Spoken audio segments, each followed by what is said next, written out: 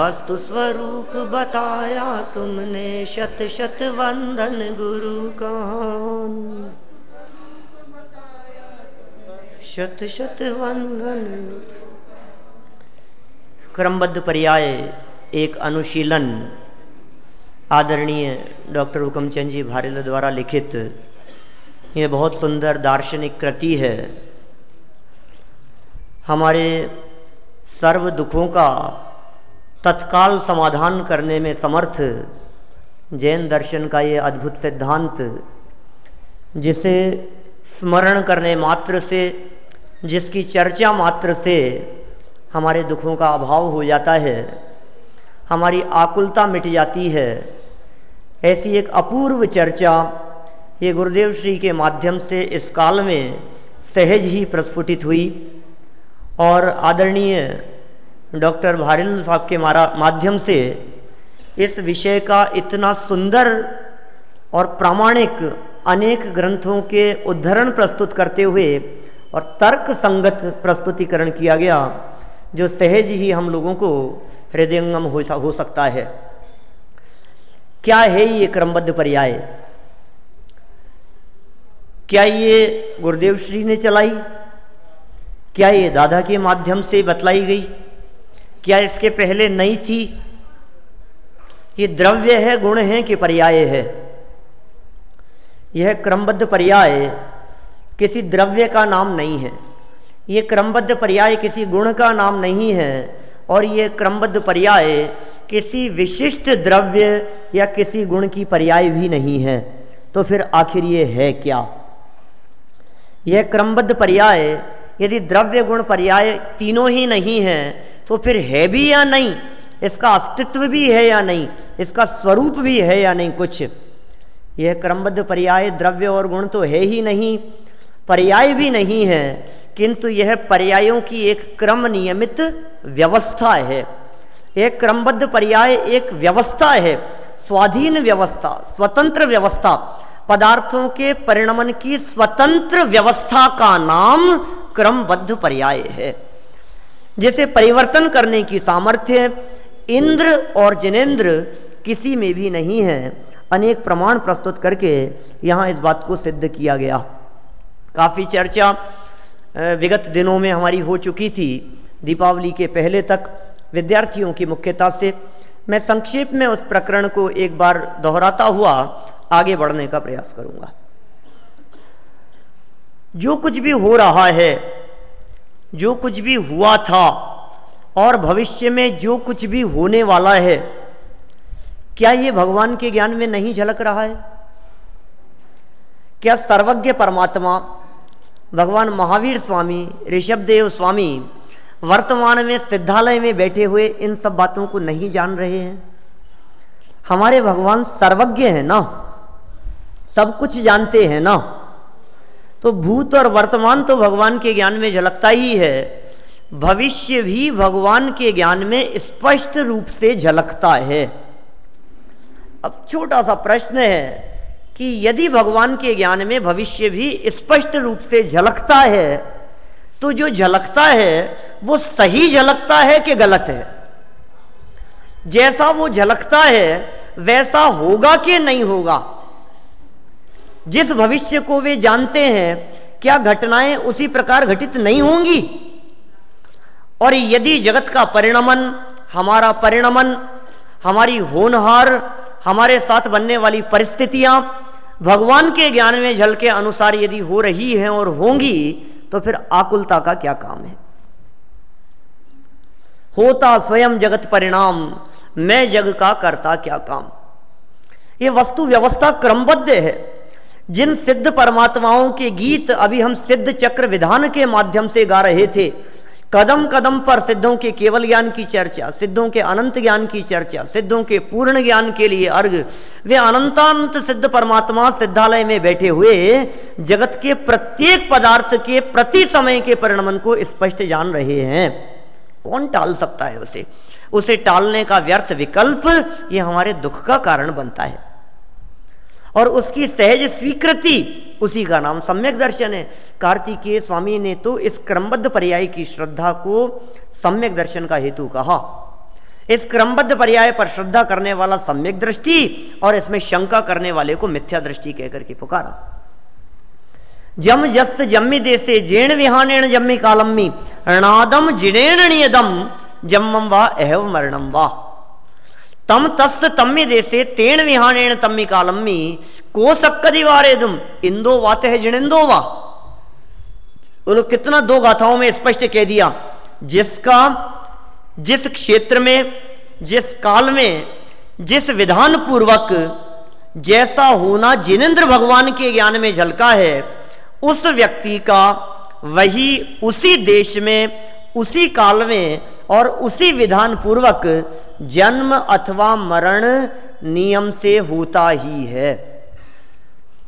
उसे टालने में कोई समर्थ नहीं है। को सक्कदि वारेदुम, कौन समर्थ है उसे टालने में? इंद्र हो चाहे जिनेंद्र हो।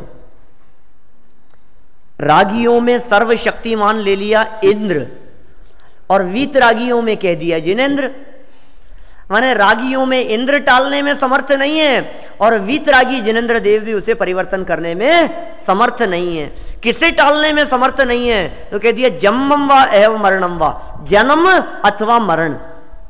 लोग ऐसा समझते हैं कि हाँ साहब बात तो सच्ची है, जन्म कब होना है और कहां होना है कोई नहीं कह सकता कि इसका जन्म यहां होगा, और मरण का समय और मरण का क्षेत्र यह भी हमारे ज्ञान में निश्चित नहीं है। कौन कह सकता है कि मेरा मरण कहां होगा? कौन बता सकता है कि मैं कब मरूंगा? ये तो भगवान ही जानते हैं, भगवान के ज्ञान में ही झलकता है। बात तो बराबर है, जन्म और मरण सब निश्चित है, लेकिन भैया इन दो शब्दों के माध्यम से कार्तिकेय स्वामी ये कहना चाहते हैं कि अकेला जन्म और मरण निश्चित नहीं है, जन्म से मरण तक सब कुछ निश्चित है। जीवन की प्रारंभिक अवस्था को जन्म कहते हैं और जीवन की अंतिम अवस्था मरण कहलाता है। और यह स्पष्ट है कि जिसका प्रारंभ और अंत दोनों सिरे पकड़ लिए जाएं तो इसका अर्थ यह है कि पूरी वस्तु पकड़ में आ गई है। जन्म और मरण निश्चित कहकर के अकेला जन्म और मरण को निश्चित नहीं बतलाना चाहते, अपितु जन्म से मरण तक क्या, कब पढ़ेंगे, कैसे पास होंगे, कितने नंबरों से पास होंगे, क्या रिजल्ट आएगा, ये सब कुछ निश्चित है। कहां जॉब करेंगे, कहां कैसा बिजनेस होगा, कब सुखी होंगे, कब दुखी होते रहेंगे, पंचेंद्रिय विषय भोगों को भोगना, अरे कण कण की स्वाधीनता है। और उस स्वाधीनता की स्वीकृति जिसके हृदय में है, कहते हैं वो सम्यक दृष्टि है। तीसरी गाथा कार्तिकेय अनुप्रेक्षा, गाथा नंबर 323। एवं जो निश्चय दो जानदी दवाणी सब पज्जाए सो सद्दिट्ठी शुद्धो जो संकदि सोहु कुद्दिट्ठी। इस प्रकार जो निर्णय करता है, इस प्रकार वस्तु स्वरूप के संदर्भ में जिसको भरोसा होता है तो सम्यक दृष्टि है, और जिसको शंका होती है वो मिथ्या दृष्टि है। माने स्पष्ट शब्दों में कार्तिकेय स्वामी ये कहना चाहते हैं कि क्रमबद्ध पर्याय की श्रद्धा का नाम सम्यक दर्शन और क्रमबद्ध पर्याय में शंका का नाम मिथ्या दर्शन। संसार परिभ्रमण का कारण है ये।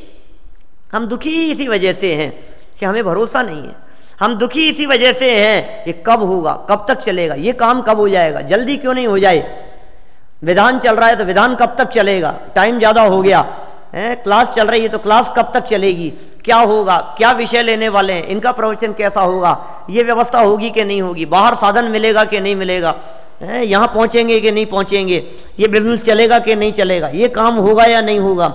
निरंतर हमारे चित्त में कुछ न कुछ भविष्य को लेकर के आकुलता बनी रहती है। भूतकाल तो बीत चुका है और वर्तमान क्षण मात्र का है, उसमें परिवर्तन की कुछ गुंजाइश नहीं है। अब भविष्य को देख देख करके आकुलित होता रहता है, उसमें परिवर्तन की चेष्टा करता रहता है, ये विचार करता रहता है मैं इसको बदल दूंगा तो ठीक रहेगा, ऐसा हो जाए तो ठीक रहे, ऐसा हो जाता तो अच्छा रहता, इनको ऐसा कर लेना चाहिए था, इन्होंने ऐसा क्यों नहीं किया, अब ऐसा करेंगे, मेरी ये करने की प्लानिंग है। ये भविष्य की प्लानिंग करता करता स्वयं दुखी बना रहता है। यहाँ ये कहना चाहते हैं भैया तेरे जो परिणमन की व्यवस्था है, तेरे साथ जो परिस्थितियां बननी है, ये सब भगवान के ज्ञान में स्पष्ट झलक रही है। अकेला कार्तिकेय स्वामी की गाथा को प्रस्तुत नहीं किया, पद्म पुराण का उदाहरण प्रस्तुत किया यहां, प्रागेव यद वाप्तव्यम कह करके, कि जिसका, जिस वस्तु का जिस कारण से, जिस प्रकार से जो होना है, या जो वस्तु जिसे जहां जब प्राप्त होनी है, वो उसे वहां उसी समय अवश्य ही प्राप्त होती है। बहुत सुंदर पंक्तियां हैं, अनेक बार सुनी होगी। जो जो देखी वीत राग ने, सो सो हो सी वीरारे, बिन देखियो हो सी नहीं क्यों ही, काहे होत अधीरार। जो जो देखी वीतराग ने, वीतरागी जिनेंद्र भगवान ने जो कुछ भी देखा है वह होकर के ही रहता है, उसे टाला नहीं जा सकता। बिना देखा कुछ भी नहीं होगा।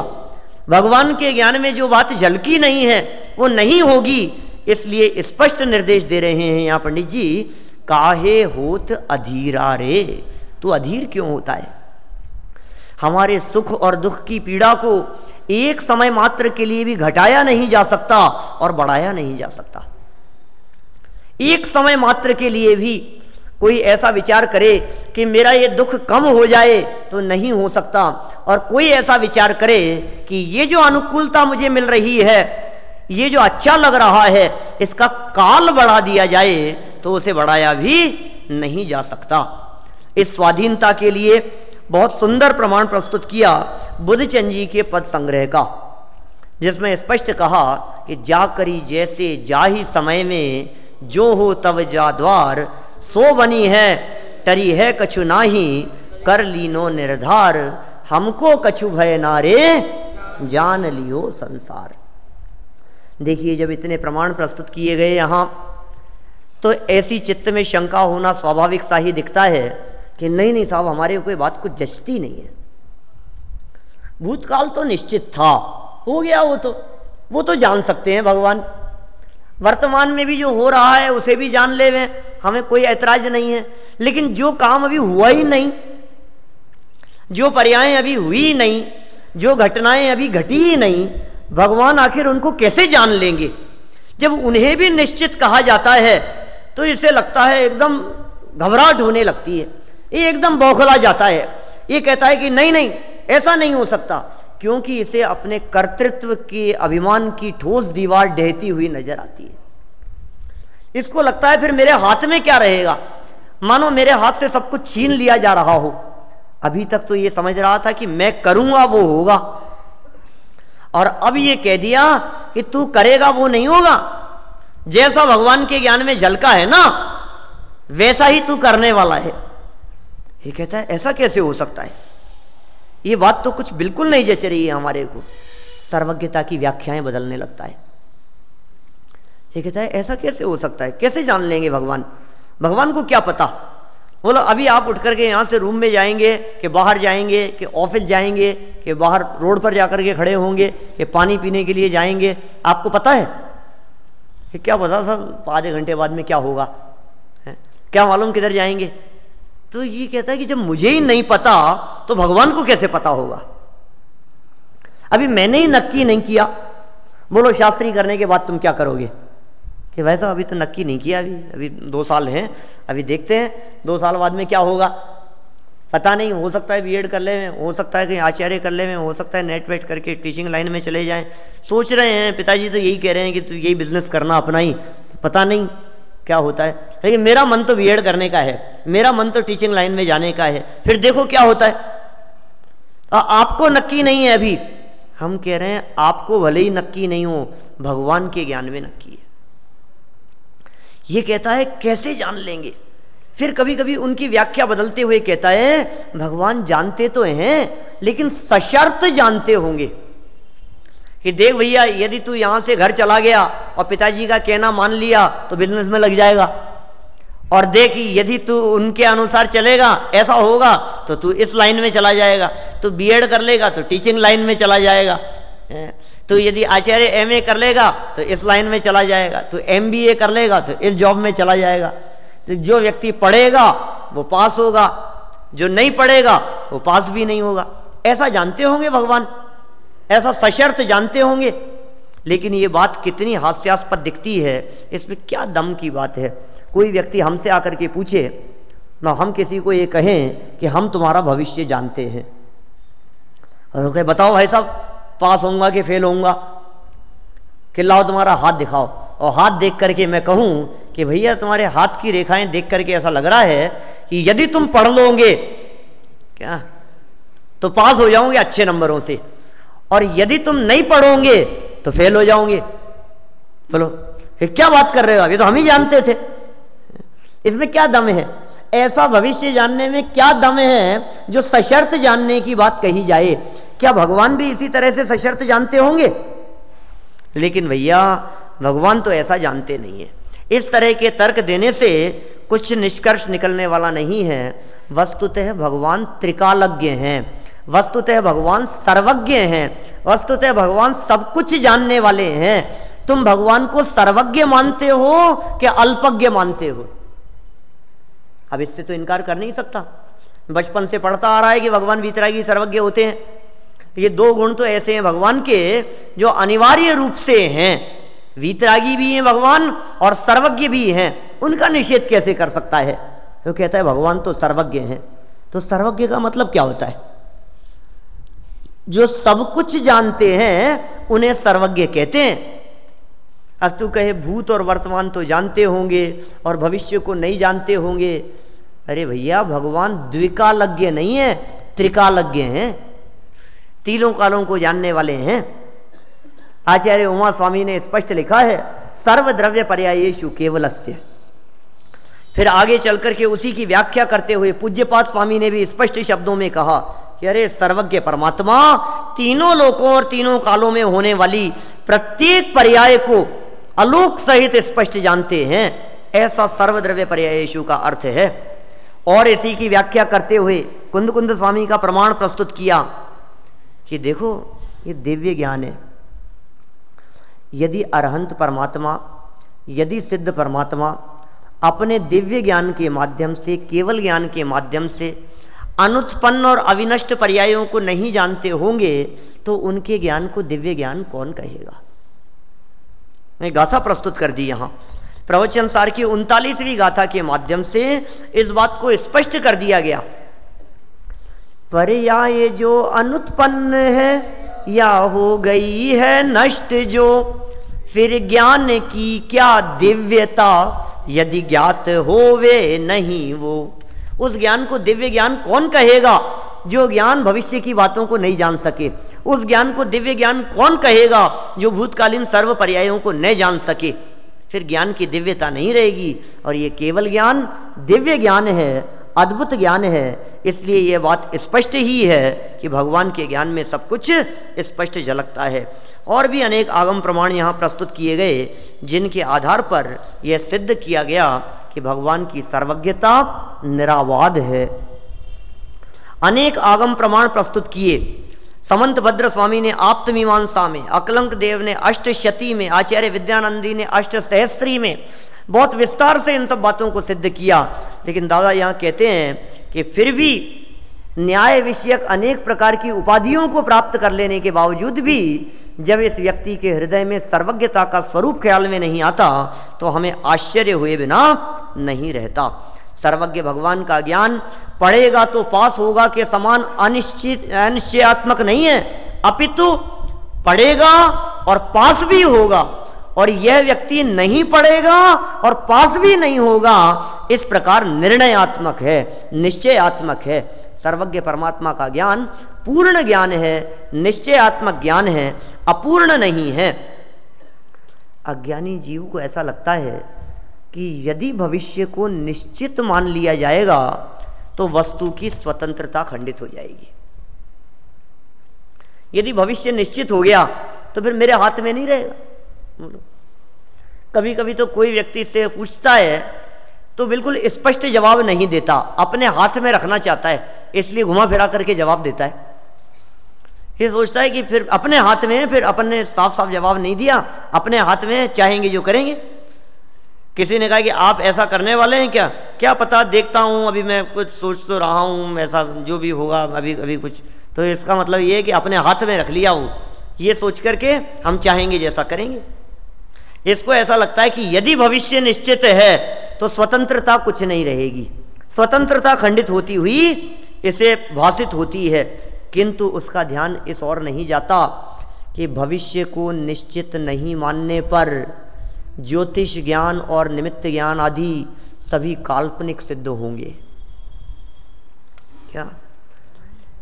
जबकि सूर्य ग्रहण, चंद्र ग्रहण आदि की घोषणाएं सैकड़ों वर्षों पहले कर दी जाती है और वे सब सत्य निकलती है, उनकी सत्यता में किसी को शंका नहीं होती।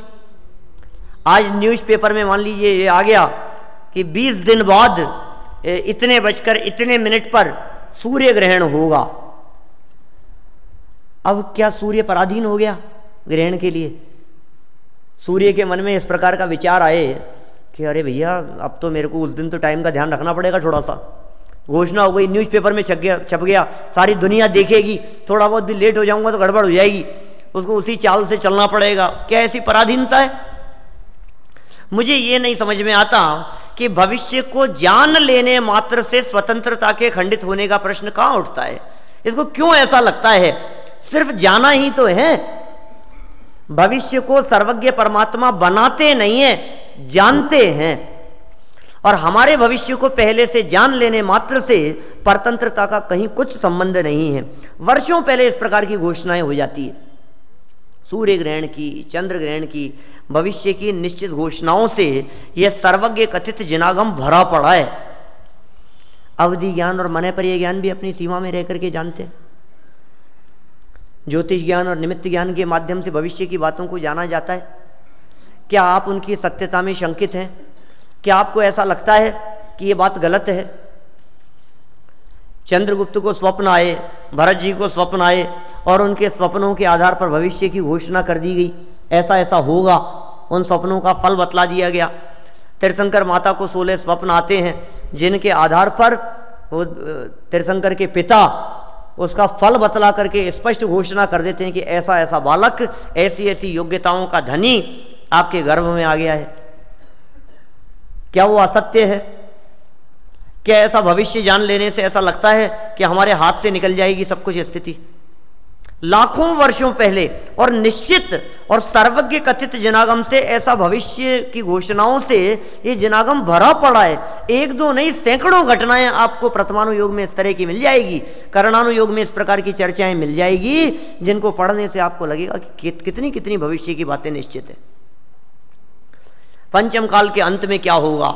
छठवें काल के अंत में प्रलय आएगी। पंचम काल के अंत में वो मुनि आर्य का श्रावक श्राविका होंगे, वीरांगज नाम के मुनि होंगे, अग्निदत्त नाम का श्रावक होगा, सर्वश्री नाम की आर्यिका होंगी, हैं बोलो आर्यिका, श्राविका, सबके नाम तो स्पष्ट मिलते हैं।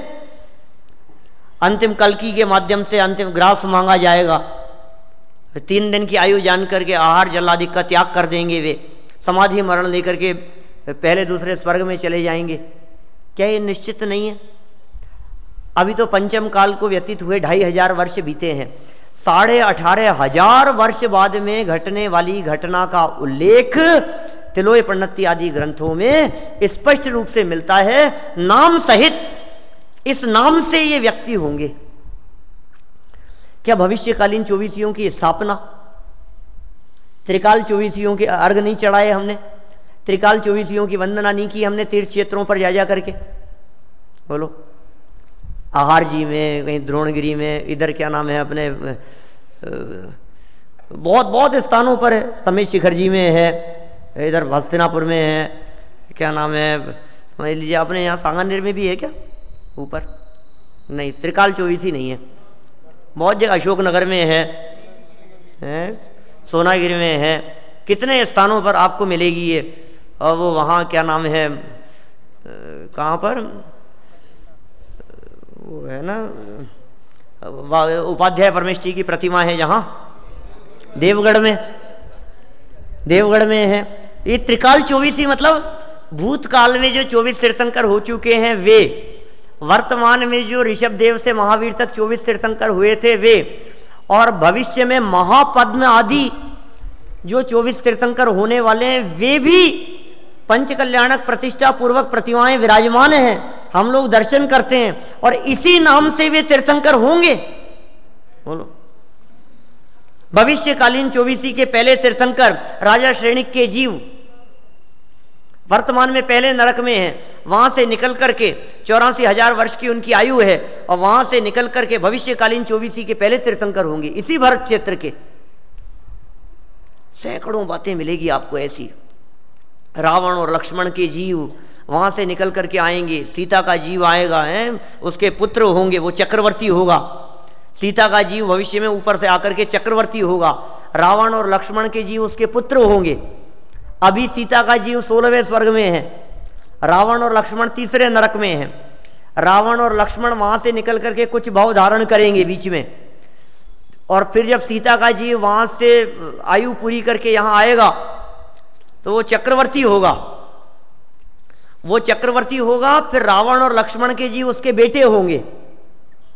फिर किसी वैराग्य का निमित्त पाकर तीनों दीक्षा ले लेंगे। क्या? सीता का जीव, रावण और लक्ष्मण का जीव, चक्रवर्ती और उसके दोनों बेटे, और दीक्षा लेकर के आत्म स्वरूप का ध्यान करके वे तीनों ही मरण आयु पूरी करके सर्वार्थ सिद्धि में चले जाएंगे। और सर्वार्थ सिद्धि से जब वापस लौट करके आएंगे, क्या, तो रावण का जीव बनेगा तीर्थंकर, और सीता का जीव बनेगा उसका गणधर, और लक्ष्मण का जीव बनेगा धातकी खंड में तीर्थंकर, सर्वार्थ सिद्धि से आकर के। बोलो आप, ये कब कब की घटनाएं, नाम सहित, घटना सहित, ये उल्लेख नहीं मिलते हैं हमारे को शास्त्रों में?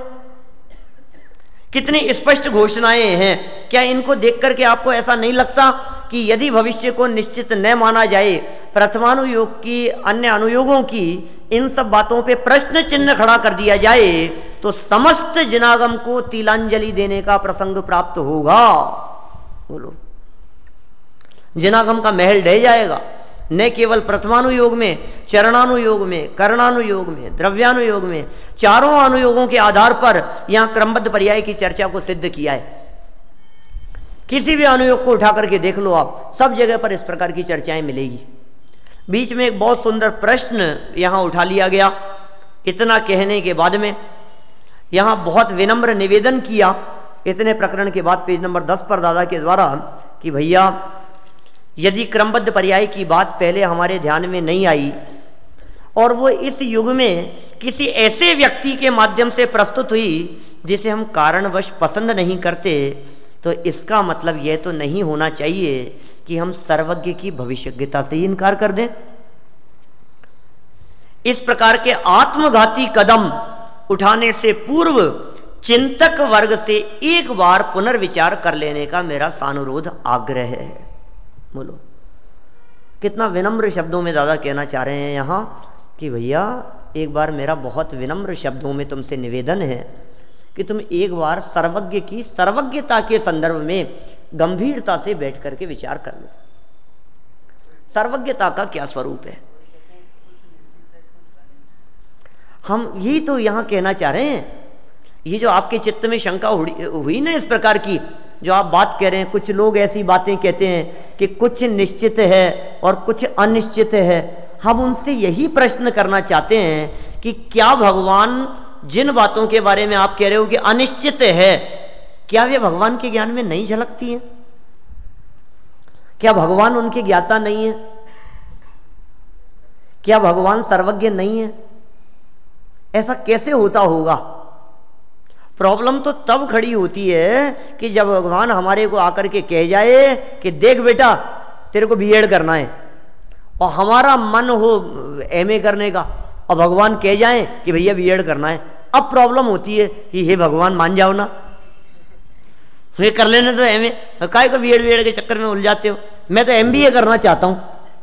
प्रॉब्लम तब लगती है जब भगवान के ज्ञान में और कुछ झलका हो और हमारे को विकल्प और कुछ आए, तो हमें फेर फार करने का विकल्प आता है। अब हम आपसे ये कहना चाह रहे हैं कि तुम्हें जो विकल्प आ रहे हैं और भगवान के ज्ञान में जो झलका है, तुम्हें क्या पता कि भगवान के ज्ञान में ये बात नहीं झलकी है? तुम्हें क्या पता कि भगवान ने और कुछ देखा है? तुम्हें क्या पता कि भगवान क्या जान रहे हैं? प्रॉब्लम तो तब खड़ी होगी ना कि भगवान और कुछ जाने और हमारे साथ में और कुछ घटना घटित हो, तब तो हम कहेंगे भगवान नहीं जानते थे। स्पष्ट जानते हैं भाई साहब, भगवान केवल ज्ञानी है, ज्ञानावरणी कर्म का अभाव हो गया है जिनके जीवन में, पूर्ण ज्ञान जिनके जीवन में प्रकट हो गया है। स्पष्ट तो कहा सर्वद्रव्य पर्यायेषु केवलस्य, छेड़ाला में लिखा है दौलत राम जी ने, सकल द्रव्य के गुण अनंत पर जाए अनंता, जाने एक ही काल प्रकट केवली भगवंता। बोलो, अब शंका है आपको इसमें? साफ साफ लिख दिया, सकल द्रव्य के गुण अनंत, सकल द्रव्य और उनके अनंत गुण और पर्याय अनंता। अब कौन सा छूट गया?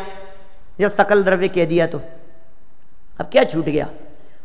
सकल नहीं कहना चाहिए था फिर उनको, सर्वद्रव्य पर्यायेषु नहीं कहना चाहिए था उमा स्वामी आचार्य को, लेकिन उन्होंने लिखा सभी द्रव्य, उनके सभी गुण और उनकी सभी पर्यायें ज्ञान में झलकती है भगवान के, जाने एक ही काल, एक ही काल में जान लेते हैं, एक समय में जानते हैं, प्रत्येक समय में जानते हैं, केवली भगवंता, केवली भगवान। विचार करो। हाँ बोलिए सर। ऐसी कोई बात जो बाद में नहीं होनी हो पर पहले बताइए और अभी हो चुकी हो?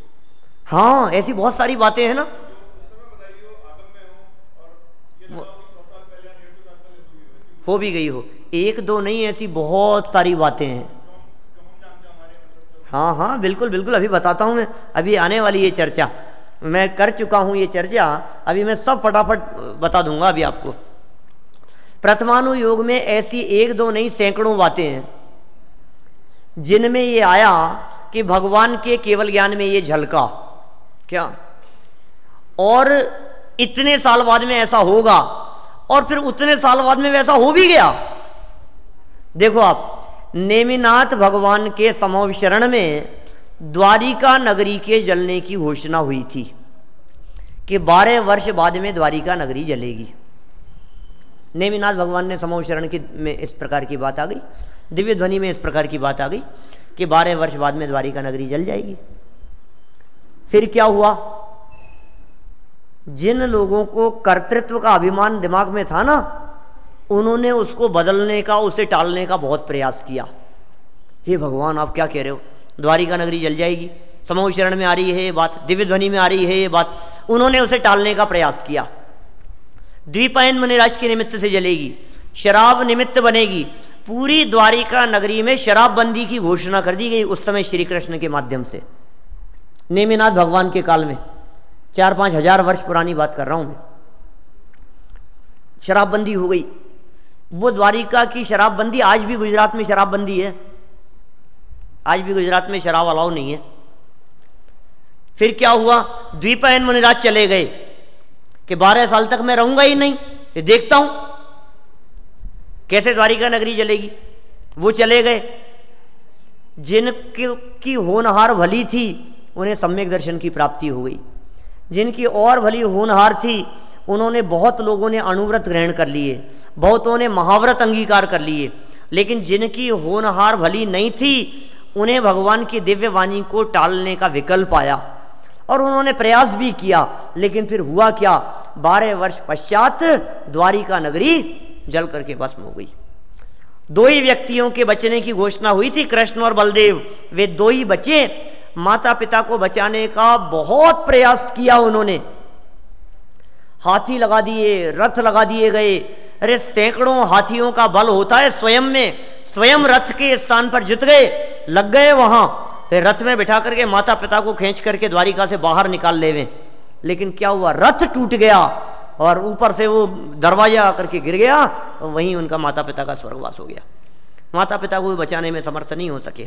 भगवान के ज्ञान में झलका था, कौन उसे टाल सकता था? एक घटना, एक और पौराणिक घटना का उल्लेख मिलता है, बहुत प्रसिद्ध घटना है, अनेक बार आपने सुनी होगी। भगवान ऋषभ देव स्वामी के समोपशरण में 24वां तीर्थंकर महावीर का जीव होगा, ये मारीची के बारे में घोषणा हो गई थी। सुनी है हमने सबने ये घटना। ऋषभ देव भगवान के समोपशरण में, मारीची भरत जी का बेटा था, ऋषभ देव का पोता था क्या, और समोपशरण में इस प्रकार की चर्चा आ गई कि साहब हे तीर्थंकर परमात्मा, आप जैसे तीर्थंकर आप जैसे समूह शरण की रचना हुई है, क्या इस तरह की समूह शरण की रचना यहां बैठे किसी और व्यक्ति की भी होगी क्या? कोई और भी है क्या? ये है ना, ये मारीची, ये 24वां तीर्थंकर होगा। ये घोषणा हुई वहां। एक कोड़ा कोड़ी सागर का काल बाकी था। मारीच में इस तरह के कोई लक्षण नहीं दिखाई दे रहे थे जिन्हें देख करके कहा जा सके कि ये तीर्थंकर बनेगा। तीर्थंकर कर्म प्रकृति 3 भव पहले बंधती है, इससे ज्यादा पहले नहीं। जिनके तीर्थंकर कर्म प्रकृति का बंधन होता है वे उसी भव से या तीसरे भव से मुक्ति की प्राप्ति कर लेते हैं। तो कोई कर्म बंध लेने से भी इस प्रकार की बात नहीं कही जा सकती। ऋषभ देव के ज्ञान में तो स्पष्ट झलक रहा था कि ये मारीच का जीव इसी 24 में 24वां तीर्थंकर होगा। फिर क्या हुआ हम सब जानते हैं। वही मारीची का जीव कालांतर में बढ़ते बढ़ते असंख्यात भव उसने बीच में धारण किए। उन असंख्यात भवों को धारण करने के पश्चात और फिर चैत्र शुक्ला त्रयोदशी के दिन उसका जन्म हुआ यहाँ कुंडलपुर में। तीर्थंकर हो गए, 24 में तीर्थंकर भी हो गए। अब इसमें किसको शंका है? एक कोड़ा कोड़ी सागर पहले घोषणा हो गई थी। 1-2 नहीं, सैकड़ों प्रमाण हैं इस तरह के। भूतकालीन भी जो हो चुकी है घटनाएं उनके बारे में भी, और भविष्य में क्या होने वाला है उनके बारे में भी। जब ये निश्चितता की चर्चाएं यहाँ मिलती है फिर भी लोग अनेक प्रकार की शंकाएं खड़ी करते हैं और लोग ये पूछते हैं कि साहब आप हमें स्पष्ट रूप से क्यों नहीं बतला देते हो कि आखिर इस क्रमबद्ध पर्याय की चर्चा कहाँ आई है, कौन से शास्त्र में आई है क्रमबद्ध पर्याय की चर्चा, स्पष्ट रूप से बता दो ना। तो हम कहते हैं भैया कौन सी जगह पर नहीं आई है ये बताओ। कोई भी पुस्तक उठाओ, कोई भी पेज खोल करके हमारे सामने रखो, हम उस पेज पर आपको क्रमबद्ध पर्याय निकाल करके बता देंगे। ऐसा कहते हैं दादा, क्रमबद्ध पर्याय पे प्रवचन करते हैं तो बगल से किताब उठाते हैं तो कहते हैं ये कोई भी ग्रंथ खोल लो, आप कोई भी पेज खोल लो, सब जगह पर क्रमबद्ध पर्याय की चर्चा मिलेगी। क्योंकि जो भी बातें कही गई है सर्वज्ञ भगवान के द्वारा कही गई है, केवल ज्ञानियों के द्वारा कही गई है, वीतरागियों के द्वारा कही गई बात है, कौन टाल सकता है। और आपको क्या कहें, कदम कदम पर इस प्रकार की चर्चाएं मिल जाती है। यहाँ तक कि पूजन पाठ आदि में भी इस प्रकार की क्रमबद्ध पर्याय के स्वर मुखरित होते हुए दिखाई देते हैं। चंद्र भगवान की पूजन की जयमाला की पंक्तियां हैं, बहुत प्राचीन पूजन है, और उस पूजन की पंक्तियों में साफ साफ लिखा है, भामंडल की द्युति जगमगात भवि देखत निज भव सात सात। ये भामंडल की द्युति देखो आप, भव्य जीवों को अपने 7-7 भाव दिखाई देते हैं। पूजन की पंक्ति है, बहुत पुरानी पूजन है। अब इससे और ज्यादा क्या प्रमाण होगा कि 7 भाव दिखाई देते हैं तो क्या हो गया इसमें, 7 भाव ही तो दिखते हैं। 3 भाव भूतकाल के, 1 भाव वर्तमान का और 3 भाव भविष्य के। भामंडल में देखने पर भव्य जीवों को अपने ज्ञान में स्पष्ट झलकते हैं। 3 भूत और 1 वर्तमान में तो किसी को कोई ऐतराज है ही नहीं। पास्ट की बातें यदि ज्ञान में झलकती हो तो उसमें तो हमें कोई ऐतराज है ही नहीं। लेकिन जब भविष्य के 3 भाव झलकने की बात भी स्पष्ट कही गई है, इसका सीधा सीधा सा अर्थ है कि आयु कर्म तो एक जीव के जीवन में एक बार में भविष्य संबंधी एक ही बंध सकता है। एक जिस वर्तमान आयु को हम भोग रहे हैं वो, और एक मर करके हमारे को जहां जाना है वहां की आयु। बस ये 2 आयु कर्म हो सकते हैं एक जीव के साथ में, इससे ज्यादा नहीं। इसका मतलब आगामी अगला भाव क्या होगा हमारे कर्म से तो ये निश्चित हो सकता है। कर्म बंधन से यही बात निश्चित हो सकती है कि हमें मर करके कहां जाना है, लेकिन उसके बाद का भाव भी झलक रहा है बिना कर्म बंधे ही, और उसके बाद का भाव भी झलक रहा है बिना कर्म बंधे ही। इसका मतलब निश्चित था तभी तो जाना जा सका, निश्चित था तभी तो भामंडल में देखने पर झलकता है भव्य जीवों को। और इससे क्या निष्कर्ष निकला कि देखो जो भाव निश्चित है, जो भाव झलक रहा है वहां, अब ये जीव वैसा ही कर्म बांधेगा। इसका मतलब कर्म बांधना भी निश्चित हो गया। और क्या कहें आपको, ये क्रमबद्ध पर्याय की चर्चा इसलिए नहीं है कि हमारे चित्त में आकुलता हो। ये क्रमबद्ध पर्याय की चर्चा इसलिए नहीं है कि हम प्रश्न चिन्ह खड़ा करें। ये क्रमबद्ध पर्याय की चर्चा सर्वज्ञता पर भरोसे के लिए है। ये सर्वज्ञ पर भगवान के ज्ञान पर भरोसा, माने अपने आत्मा पर भरोसा। सर्वज्ञ भगवान के ज्ञान पे भरोसा, इसका मतलब वस्तु के परिणमन पे भरोसा, और वस्तु के स्वाधीन परिणमन पे भरोसा, इसका मतलब निश्चिंतता। आकुलता नहीं, टेंशन नहीं, घबराहट नहीं, चिंता का काम नहीं। क्या होगा, अब क्या होगा, ऐसा हो गया, अब क्या होगा। क्या होगा, होगा वही जो भगवान के ज्ञान में झलका है। तो निश्चिंत क्यों नहीं रहता है? तू क्यों सोच करे मन कूड़ो, हो ये वज्र ज्यों हीरा रे। तू क्यों सोच कर करके दुखी होता है, क्यों आकुलित होता है, निश्चिंत क्यों नहीं हो जाता है, सहज क्यों नहीं हो जाता है, शांत क्यों नहीं हो जाता है। हमारे चित्त में चलने वाले संकल्प विकल्प, हमारे चित्त में होने वाली आकुलता और हमारे चित्त में उठने वाली बेचैनी, उसको दूर करने के लिए ये क्रमबद्ध पर्याय की चर्चा है। ये क्रमबद्ध पर्याय का निर्णय जिसके जीवन में होता है, उस जीव की आकुलता और दुख तुरंत मिट जाते हैं। और जो जीव इस क्रमबद्ध पर्याय पे शंका करता है, उस जीव का संसार परिभ्रमण बहुत लंबा चलता रहता है। इस क्रमबद्ध पर्याय की सिद्धि में सबसे प्रबल हेतु सर्वज्ञता को कहा गया है। इसलिए सर्वज्ञता के निर्णय पूर्वक ही क्रमबद्धता समझ में आती है। हम सभी सर्वज्ञता का यथार्थ स्वरूप समझें और क्रमबद्ध पर्याय का वास्तविक स्वरूप समझकर सुखी हों। इसी मंगल भावना से मैं अभी की बात को विराम देता हूँ। धीरे धीरे प्रकरण को और आगे बढ़ाएंगे।